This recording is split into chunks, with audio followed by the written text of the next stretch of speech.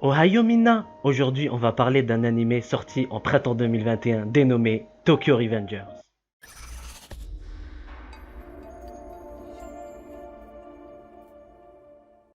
Et un manga de type shonen, écrit et dessiné par Ken Wakui. Il est prépublié dans le Weekly Shonen Magazine de l'éditeur Kodansha depuis 2017. La version française est publiée par les éditions Glénat depuis 2019. Tokyo Revengers, de quoi ça parle? Eh bien, on suit la vie de Takemichi Hanagaki, un jeune de 26 ans à la vie banale, car sa vie se résume tout simplement à travailler, manger et dormir. C'est alors qu'un jour, il apprend aux infos que son ex-petit ami du collège, Tachibana Hinata, est décédé dans un conflit impliquant le gang du Tokyo Manji. Le lendemain, alors qu'il revient du travail, Takemichi, en attendant le TGV, se fait pousser du quai du métro par une mystérieuse personne. Soudainement, alors qu'il est sur le point d'être percuté, il fait un bond dans le temps de 12 ans en arrière. Il est retourné à l'année de sa 4e au lycée, l'année où il sortait avec Hinata. Takemichi prend la décision de tout faire pour empêcher ce terrible drame, pour à tout prix sauver sa bien-aimée Hinata. A noter que l'anime et le manga sont toujours en cours de parution. Voilà, c'était un bref résumé.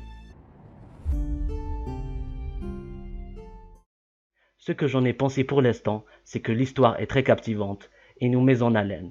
On s'ennuie pas une seule seconde, les personnages sont bien écrits, attachants et émouvants. Pour vous dire, j'ai même lâché ma petite larme. Oui, je suis un fragile. Plus sérieusement, on a un sérieux développement au fil des épisodes.